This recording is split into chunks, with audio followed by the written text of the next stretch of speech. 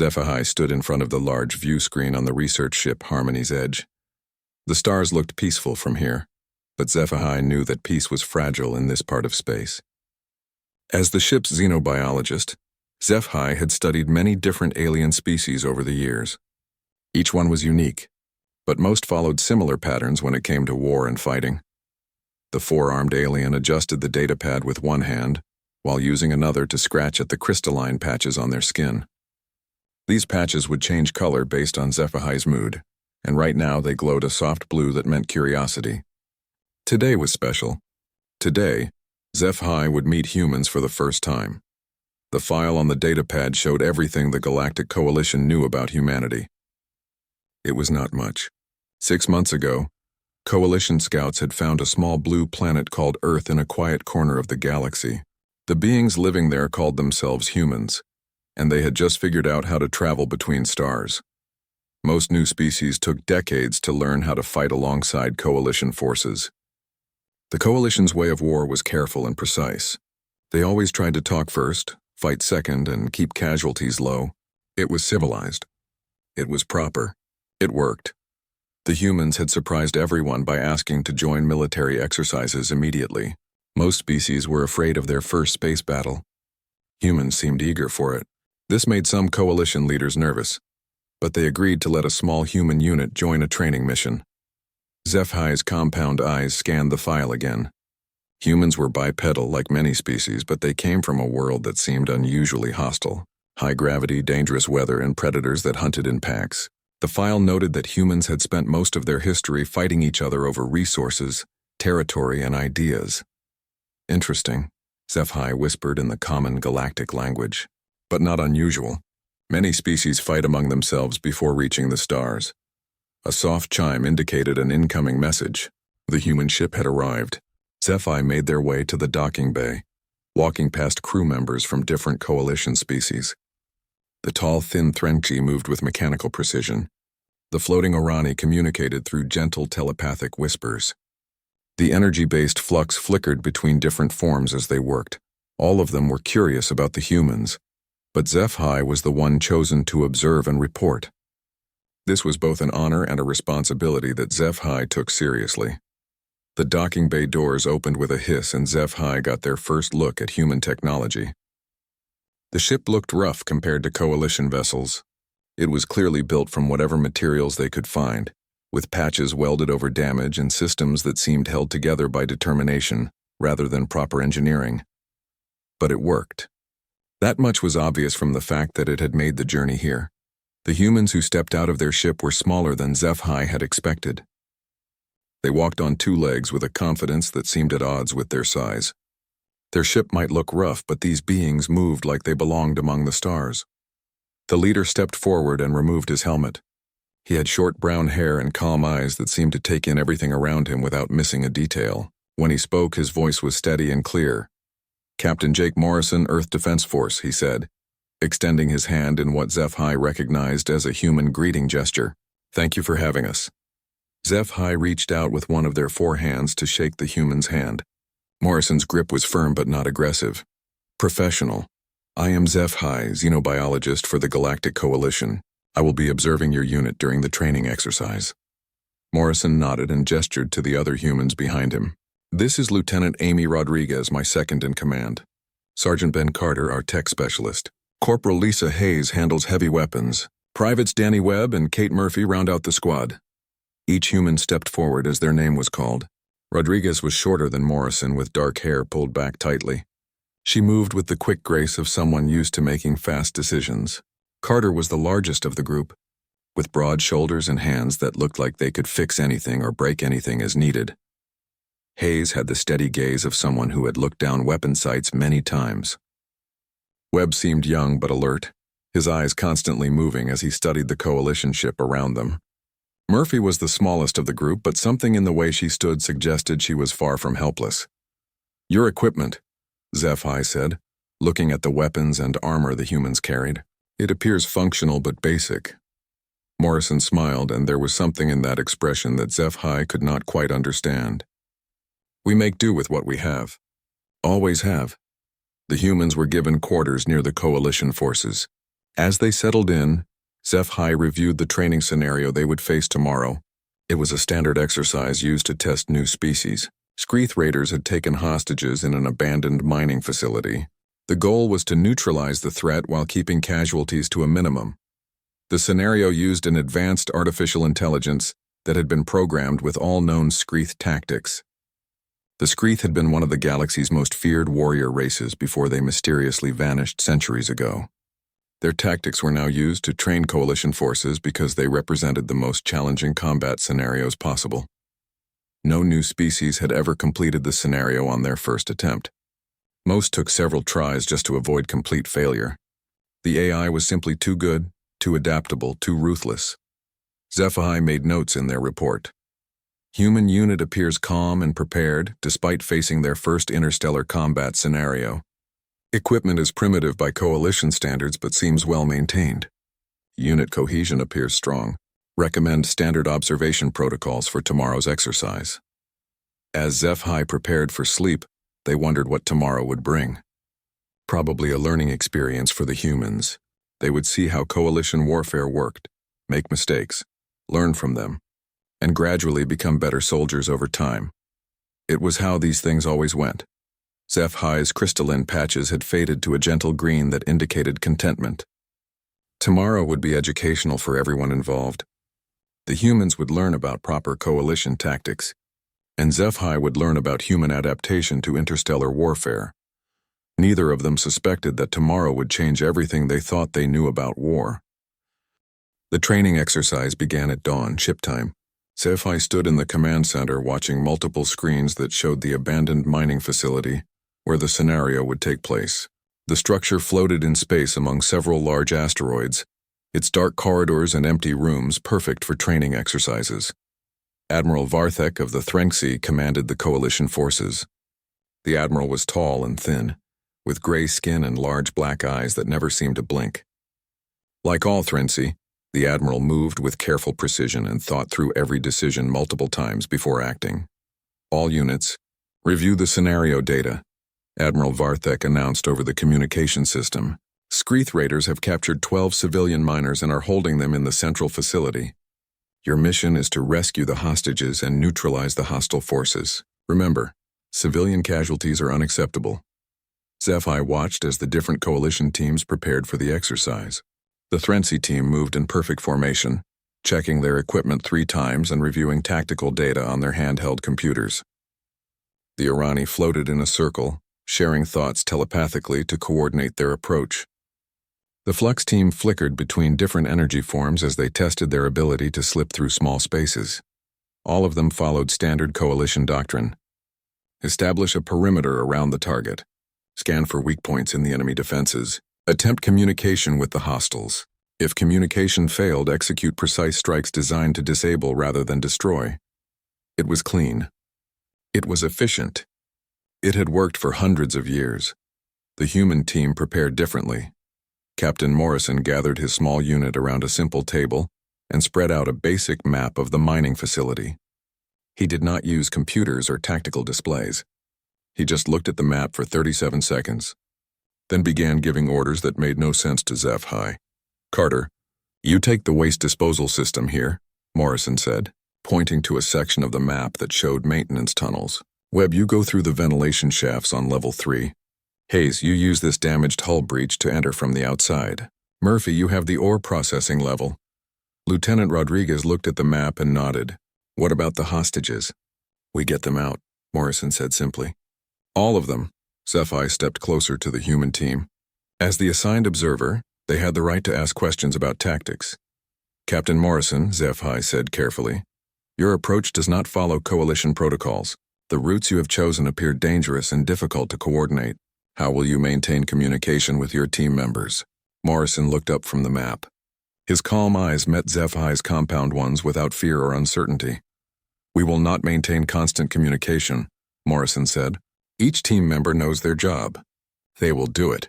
But what if the situation changes? What if you encounter unexpected resistance? Lieutenant Rodriguez answered this time. Then we adapt. We always adapt. HFY felt their crystalline patches shift to a yellow color that indicated confusion. This was not how military operations worked. Teams needed constant communication, detailed plans, and backup strategies for every possible situation. "Sir," HFY said, using the human term of respect they had learned, "coalition doctrine requires extensive coordination between team members. How can you be sure your plan will work without proper communication protocols?" Morrison folded up the map and looked directly at HFY. When he spoke, his voice was gentle but firm. "We are not built for your kind of war, sir. We are built for our kind." Before HFY could ask what that meant, the exercise began. The coalition teams moved toward the mining facility in perfect formation. Their ships approached slowly and carefully, scanning for threats and broadcasting surrender demands to the simulated Screeth forces inside. The human ship moved differently. Instead of approaching the facility directly, it disappeared behind a large asteroid and seemed to vanish from all sensors. "Where did they go?" Admiral Varthek asked, staring at the tactical display. "Unknown, sir," replied the sensor operator, a young Thrensi whose skin had turned pale with stress. "They are no longer showing on any of our detection systems." On the screen showing the interior of the mining facility, HFY watched the artificial intelligence that controlled the Screeth forces. This AI had been programmed with centuries of tactical knowledge. It knew how coalition forces operated and had defeated every new species that had attempted this exercise. The AI began moving its simulated forces into defensive positions, preparing for the standard coalition assault. It positioned snipers at key choke points, set up crossfire zones in the main corridors, and moved the hostages to the most secure location in the facility. Then something impossible happened. Private web appeared on the security cameras inside the facility's ventilation system. But according to all the facility's blueprints, those vents were too small for any humanoid to crawl through. The openings were barely large enough for maintenance robots. Somehow, Webb had squeezed his body through spaces that should have been impossible to navigate. He moved through the vents like he had been born in them, making no sound and leaving no trace on the facility's motion sensors. At the same time, Private Murphy showed up on 3 different security cameras at once. HFY stared at the screens, trying to understand how one person could be in 3 places simultaneously. It took several minutes to realize that Murphy was using mirrors and reflective surfaces to create false images, while she moved through the facility unseen. Sergeant Carter appeared in the waste disposal system, but he was not just moving through it. He was doing something to the pipes and pumps that HFY could not understand. Carter seemed to know exactly how the facility's systems worked, even though he had never been inside it before. Corporal Hayes entered through the damaged hull breach that the AI had dismissed as too dangerous to use. The breach was small, and surrounded by sharp metal that would cut anyone trying to squeeze through, but Hayes moved through it like she was dancing, avoiding every dangerous edge while maintaining perfect control in zero gravity. The AI began to panic. HFY had never seen the training AI panic before. It had always been calm and logical, making tactical decisions based on available data, but now it was moving its forces frantically, trying to respond to threats coming from directions that should have been impossible. Captain Morrison and Lieutenant Rodriguez had not even entered the facility yet. They were still somewhere behind the asteroid where their ship had disappeared, but their team was already inside, moving through the structure like ghosts.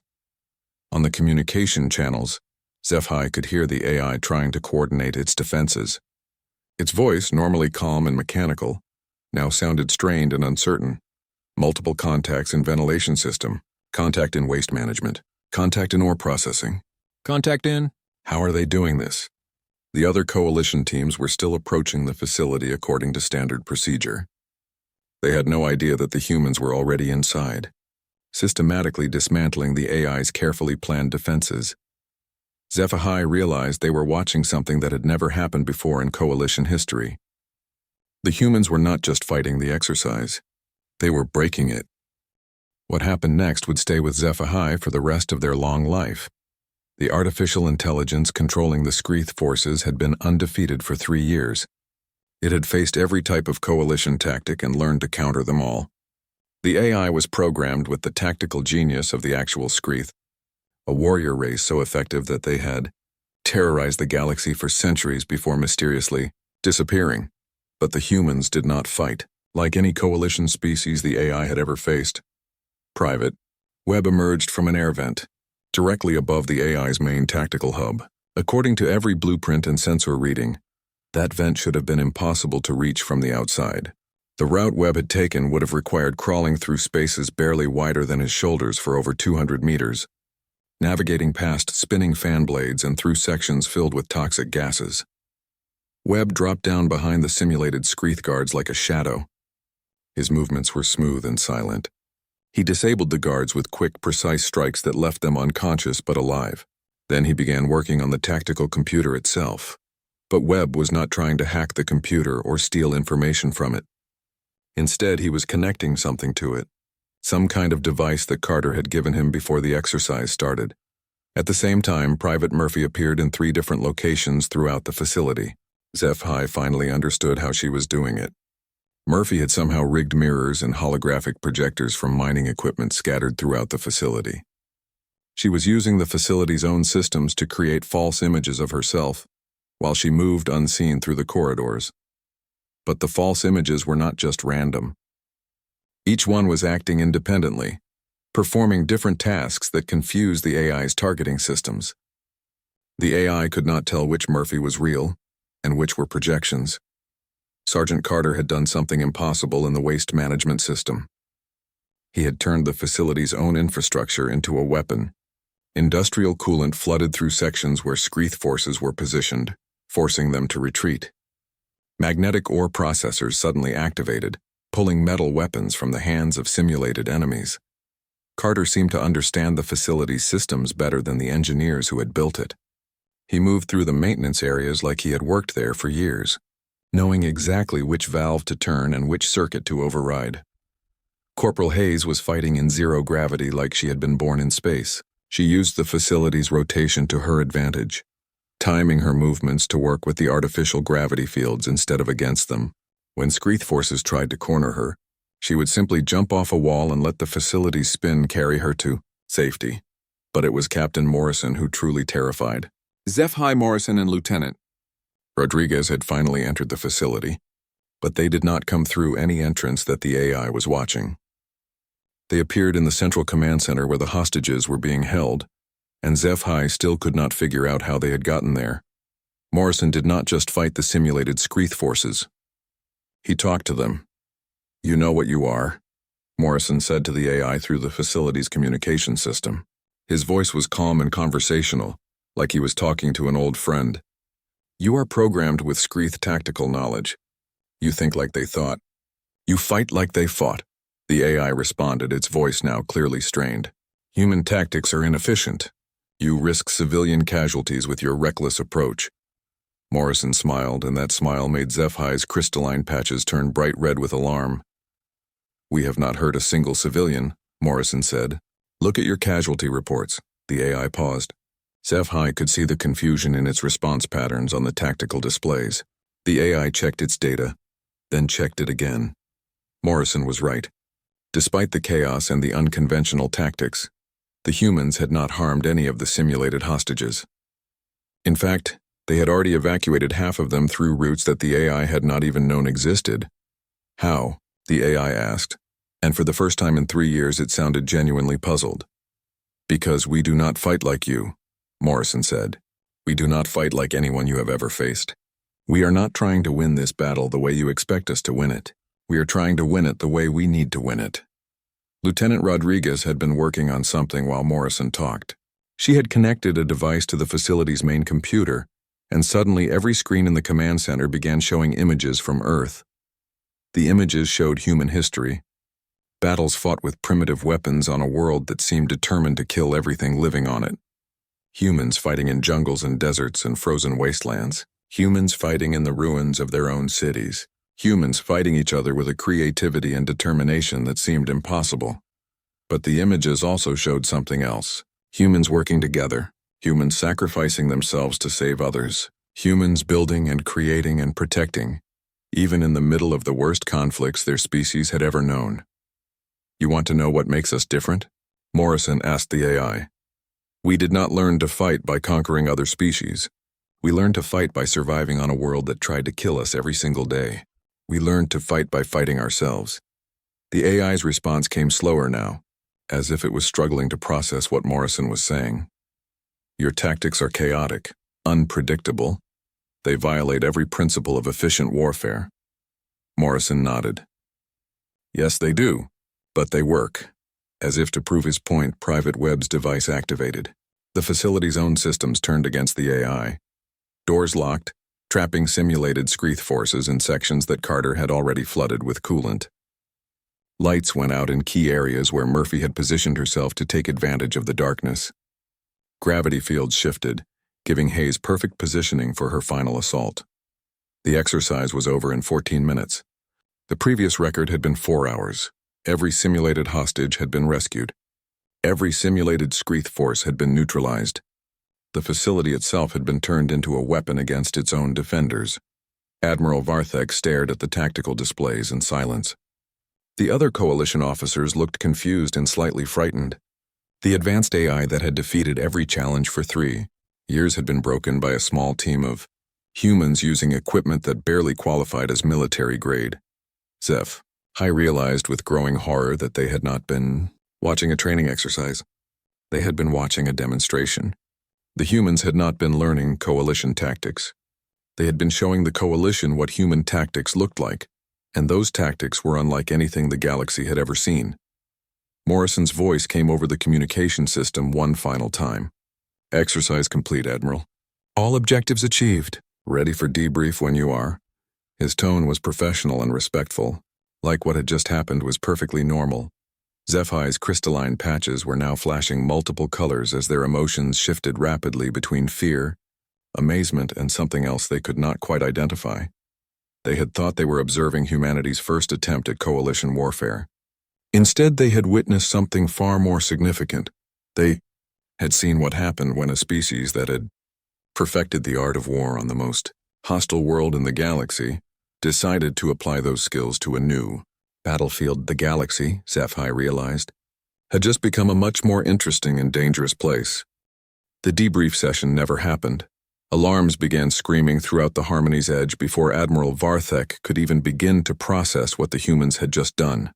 Emergency lights bathed every corridor, in red as crew members rushed to battle stations. Zeph.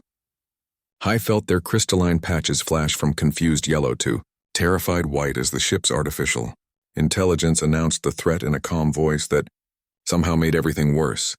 Multiple hyperspace signatures detected. Configuration matches Screeth battle fleet. Estimated strength, 47 combat vessels including 3 dreadnoughts. Time to weapons range, 18 minutes. The command center fell silent. Every Coalition officer stared at the tactical displays showing dots of light emerging from hyperspace. Screeth ships, real ones. The warrior race that was supposed to be extinct had returned. Admiral Varthek's gray skin turned even paler as he processed the implications. That is impossible. The Screeth disappeared over 300 years ago. Our historical records confirm their extinction. Apparently your historical records were wrong, Captain Morrison said quietly. He had remained in the command center after the exercise along with Lieutenant Rodriguez. Both humans were studying the tactical display with expressions that Zephai could not read. The Screeth fleet spread out as it approached the system, moving in formations that Coalition officers recognized from historical battle records. These were the same tactics that had terrorized the galaxy centuries ago, refined and perfected by 300 years of hiding in the dark spaces between stars. All Coalition vessels, form defensive screen Alpha 7, Admiral Varthek ordered. Prepare for standard engagement protocols. The Coalition fleet moved into position with practiced efficiency. 12 ships total, including research vessels, escort frigates, and 2 heavy cruisers. Against a normal enemy, it would have been more than enough firepower to defend the system. But the Screeth were not a normal enemy. The first exchange of fire lasted exactly 3 minutes. When it was over, 4 Coalition ships were drifting hulks and the rest were damaged. The Screeth had adapted their tactics beyond anything in Coalition databases. They fought with a vicious efficiency that made the training AI look gentle by comparison. Sir, the communications officer reported, his voice tight with fear. The Screeth are broadcasting on all frequencies. They claim this system belongs to them by right of ancient conquest. They demand we surrender or be destroyed. Admiral Varthek stared at the tactical display as more Coalition ships took damage. The defensive formation was failing. Ships that had seemed invincible were being systematically destroyed by an enemy that refused to follow civilized rules of engagement. HFY watched in horror as a Threngsi cruiser exploded in a ball of fire, hundreds of lives gone in an instant. The Orani research vessel was venting atmosphere as its crew desperately tried to reach escape pods. Even the powerful flux energy beings were struggling against weapons that seemed designed to disrupt their energy matrices. "Admiral," Captain Morrison said, his voice cutting through the chaos in the command center, "request permission to engage under human operational parameters." Admiral Varthek turned to look at the human captain. Morrison stood calmly beside the tactical display, showing no sign of the fear that was evident on every other face in the room. "What does that mean?" the Admiral asked. Lieutenant Rodriguez answered. "It means we stop playing by your rules and start playing by ours." The Admiral hesitated. Coalition military doctrine was clear about chain of command and proper engagement protocols. Allowing an untested species to operate independently went against centuries of military tradition. Another Coalition ship died on the tactical display. "Explain your proposal," Admiral Varthek said. Morrison pointed to the human ship on the display. The converted cargo vessel looked pathetic compared to the sleek Coalition warships, but HFY remembered how deceptive human appearances could be. "Give us complete tactical autonomy," Morrison said. "No oversight, no rules of engagement, no limits on weapons or strategies. Let us fight this the way we know how to fight." "That goes against all Coalition protocols," Admiral Varthek protested. "How can I authorize military action without proper oversight?" "Because your proper oversight is getting your people killed," Rodriguez said bluntly. "Sir, with respect, you have been fighting simulated Screeth for so long that you forgot what the real ones are like. We just spent 14 minutes learning how they actually think." Morrison stepped closer to the Admiral. When he spoke, his voice was calm but urgent. "Admiral, we are not asking you to change how Coalition forces operate. We are asking you to let us operate the way humans operate. Give us one chance to show you what that looks like when it really matters." Another explosion lit up the tactical display. The Coalition formation was collapsing as Screeth forces pressed their advantage. Admiral Varthek closed his large black eyes for a moment, then opened them and looked directly at Morrison. "Captain Morrison, you have tactical autonomy. Do what you need to do." Morrison nodded once, then activated his communication device. "All human personnel return to ship immediately. Code 7 authorization. Repeat, Code 7 authorization." HFY had no idea what Code 7 meant, but the effect on the human team was immediate. Private web appeared from somewhere in the ship's ventilation system. Sergeant Carter emerged from the engineering deck, where he had been studying Coalition technology. Corporal Hayes dropped down from a maintenance shaft in the ceiling. Private Murphy seemed to simply materialize beside the command center door. All of them moved with urgent purpose toward the docking bay where their ship waited. "Wait," HFY said, surprising themselves by speaking up. "What is Code 7? Morrison paused at the command center door and looked back. For the first time since HFY had met him, the human captain looked genuinely serious. "Code 7 means the training is over," Morrison said.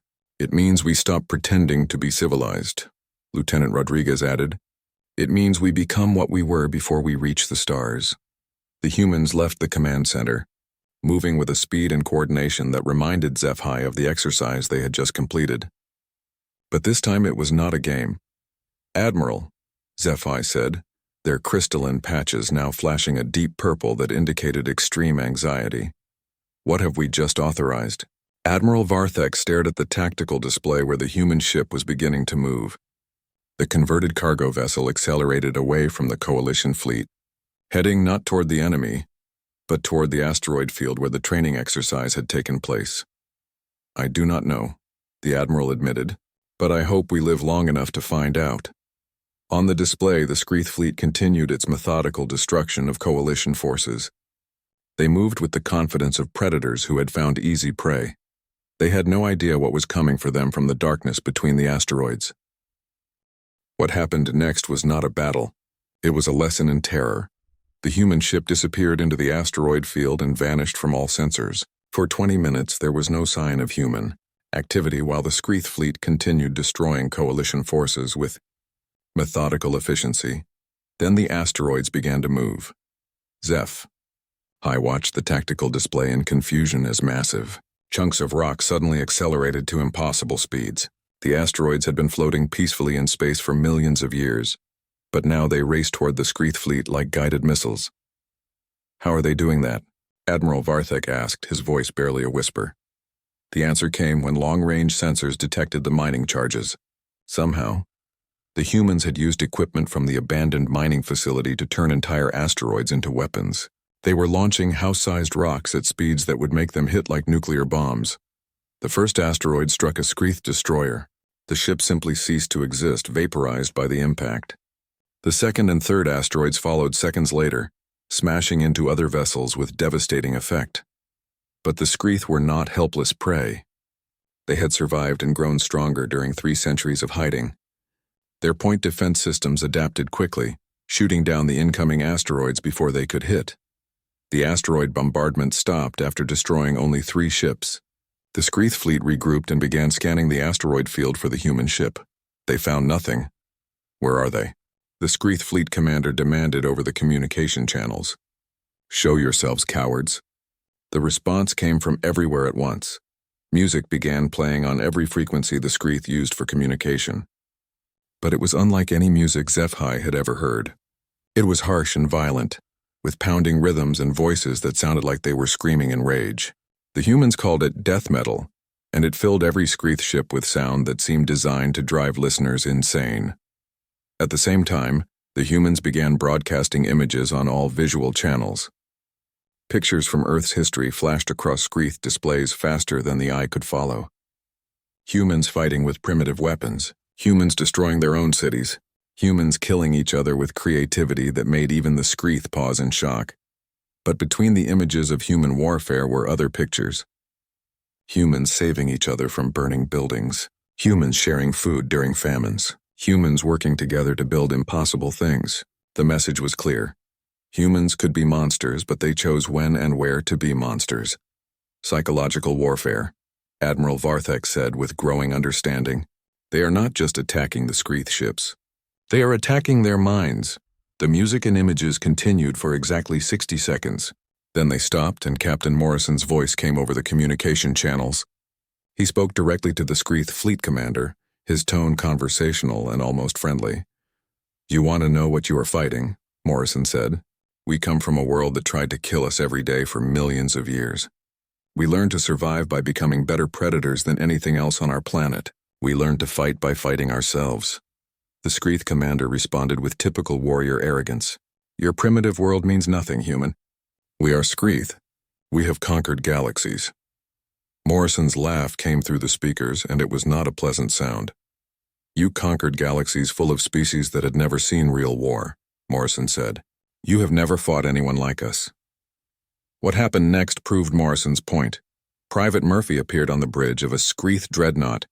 HFY had no idea how she had gotten there, but security cameras showed her moving through the massive ship like she belonged there. She was not fighting the crew. Instead, she was sabotaging critical systems with surgical precision. Life support began failing on 3 different Skreath ships simultaneously. Not enough to kill the crews, but enough to make them choose between fighting and breathing. Sergeant Carter's voice came over the communication channels, speaking directly to Skreath engineering teams. He told them exactly which systems Murphy had sabotaged and how to fix them. But his instructions were wrong. Following them would make the problems worse. Some Skreath engineers realized the trap and ignored Carter's advice. Others, desperate to restore life support, followed his instructions and watched their ship's systems cascade into failure. Private Web had somehow infiltrated the Skreath communication network. Suddenly, Skreath ships were receiving contradictory orders. Some were told to advance, others to retreat. Fleet coordination began to break down as ship commanders received different instructions from sources that all seemed legitimate. Corporal Hayes appeared in the weapon systems of a Skreath cruiser. She did not try to turn the weapons against other Skreath ships. Instead, she began broadcasting the targeting data for every weapon in the Skreath fleet. Now the humans knew exactly where every Skreath ship was aiming and when they were going to fire. The information advantage was devastating, but it was the psychological impact that truly broke the Skreath fleet. Captain Morrison broadcast one final message, and this time his voice carried the weight of absolute certainty. You have been the greatest warriors in the galaxy for 300 years, Morrison said. You have terrorized civilizations and conquered worlds. You have never known defeat. The Skreath fleet commander responded with fury. We do not know defeat because we are superior. We are evolution's perfect warriors. Morrison's response was quiet and deadly. You are evolution's perfect warriors for fighting civilized species, Morrison said. But we are not civilized. We are what civilized species become when civilization fails. We are what you get when a species learns to fight by fighting itself for millions of years. The truth hit the Skreath like a physical blow. The humans were not just another species to conquer. They were something that the Skreath had never encountered before. A species that had evolved warfare as an art form not against aliens, but against themselves. Every human conflict in history had been a test. Every human war had been practice. Every human innovation and violence had been refined against opponents who understood humans better than any alien ever could. The Skreath began to retreat. It started with individual ships, then spread to entire squadrons. The greatest warrior race in galactic history, faced with an enemy they could not understand or predict, chose to run rather than fight. Their final transmission was broadcast on all frequencies. The humans are not like us. They are not like anyone. We will not return to this sector. As the Skreath fleet vanished into hyperspace, Captain Morrison's ship emerged from the asteroid field. The converted cargo vessel looked exactly the same as when it had entered the battle, but HFY now saw it differently. It was not a converted cargo ship. It was a weapon wielded by a species that had turned warfare into an art form. Morrison contacted the Harmony's Edge as the Coalition fleet began rescue operations. Admiral, this is Captain Morrison. Hostile forces have been neutralized. No Coalition casualties from human operations. Ready to assist with rescue operations. His tone was professional and apologetic, like he regretted that the Coalition had been forced to witness what humans were capable of when they stopped holding back. Admiral Varthek stared at the tactical display for a long moment before responding. Captain Morrison, the Coalition owes you a debt that cannot be repaid. How can we thank you? Morrison's response came immediately. Just remember that we are on your side, Admiral. The galaxy is a dangerous place, and there are worse things than the Skreath hiding in the dark. But you do not need to face them alone anymore. HFY understood what Morrison meant. Humanity was offering to become the Coalition's shield against the darkness. They would be the monsters that kept other monsters away. In their final report, HFY wrote, Recommendation: humanity should be welcomed into the Coalition not as junior partners, but as guardians. They are the nightmare that keeps other nightmares at bay. Today I fought beside humans, and I learned that sometimes terror serves the light. As HFY looked out at the stars, they realized that the galaxy had fundamentally changed. Humanity now stood between civilization and its darkest threats. They would sleep better knowing humans were watching the void. But they would never again wonder why humans had seemed so calm before their first battle. Humans had not been preparing for their first war. They had been preparing for war their entire existence. The galaxy was just their newest battlefield.